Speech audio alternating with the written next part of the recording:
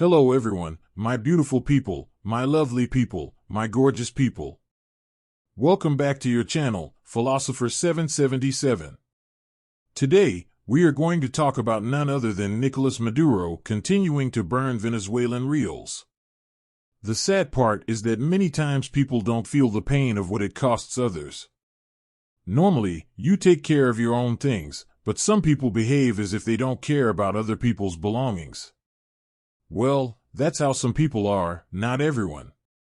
You can't generalize. Personally, I am the opposite in that sense. I often take better care of other people's things than my own because we know that we should take care of what is not ours, right? However, for some other people, they are irresponsible and treat other people's cars or objects as if they were not their own, but I do take care of them. In the case of certain transportation advances, since they don't own the car, they drive recklessly, passing through potholes and doing so because it doesn't affect their pocket. That kind of person is found in life and in the economic history of Venezuela. Nicolás Maduro has behaved in the same way. Why? Because he received an extraordinary income in international reserves, and now what remains is very little, extremely meager within the international reserves. Yesterday, or rather, on Monday, July 4th, to be exact, Nicolás Maduro decided to inject an additional $37 million to halt the rise of the parallel dollar and maintain the facade of the Bolivar digital surviving.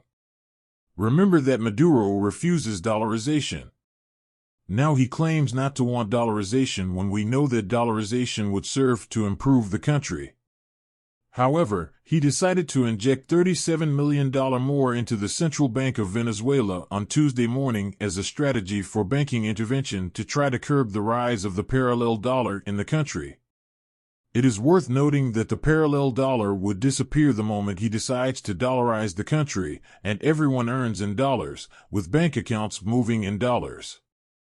That would automatically change everything and improve the status quo of Venezuelans to some extent. It wouldn't improve the entire economy, but it would improve the purchasing power.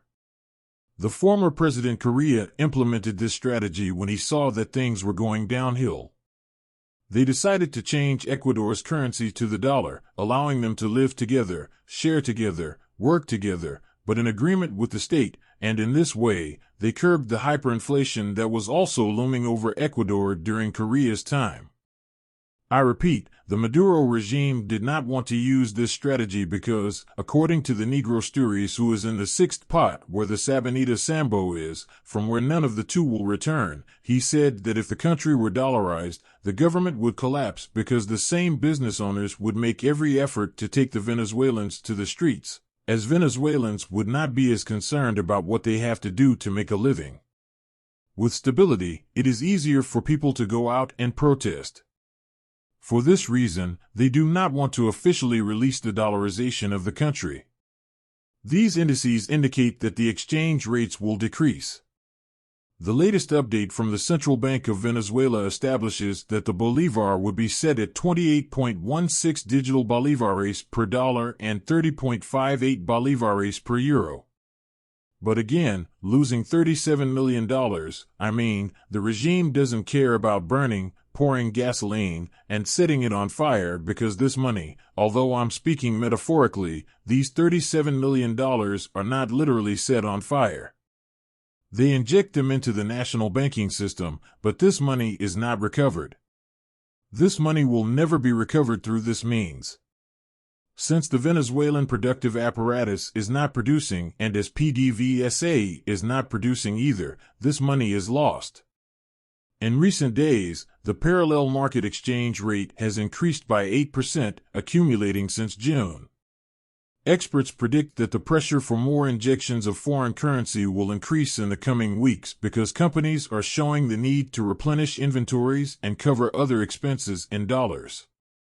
So far this year, the Central Bank of Venezuela has injected $2.193 billion to prevent the parallel dollar from skyrocketing and to prevent the digital Chimbo Bolivar from collapsing. In other words, they spent $2.193 billion. If they had given away $100,000, not $10,000, per family, we would be talking about 219,300 families in Venezuela having $10,000 each to start a business or solve something, but they chose to spend it and throw it into the Central Bank of Venezuela and lose it.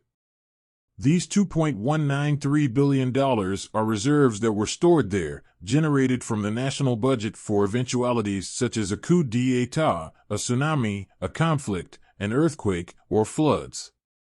It turns out that this money was lost. There is evidence of an increase in the investment amount compared to the same period last year when they spent $2.343 billion from the international reserves. Last year's $2.300 billion plus this year's $2.100 billion, we are talking about almost $4.300 billion, almost $4.400 billion.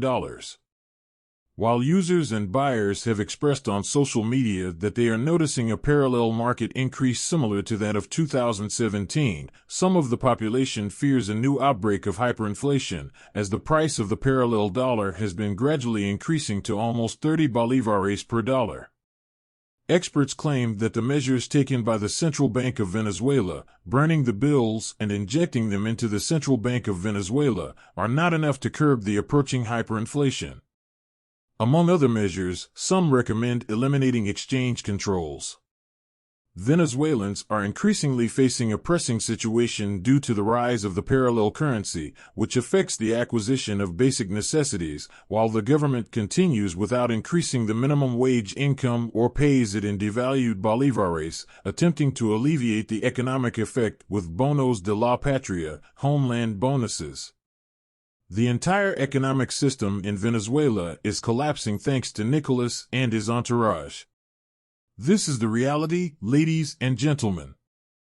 $4.400 billion in just 2 years, 2022 and 2023, from the international reserves. Mr. Chavista Madurista, let me ask you, is this how you govern? Or is there still a little more to come? Because you will continue eating candangana with burundanga. Yes, ladies and gentlemen, this is unfortunate. This is what awaits Venezuela. That's why I say that an implosion will happen at any moment. There are already hundreds of millions remaining in the reserves. We are no longer talking about billions. It's only a matter of weeks until it runs out, and something will happen. Something will happen. Farewell, a rib-breaking hug.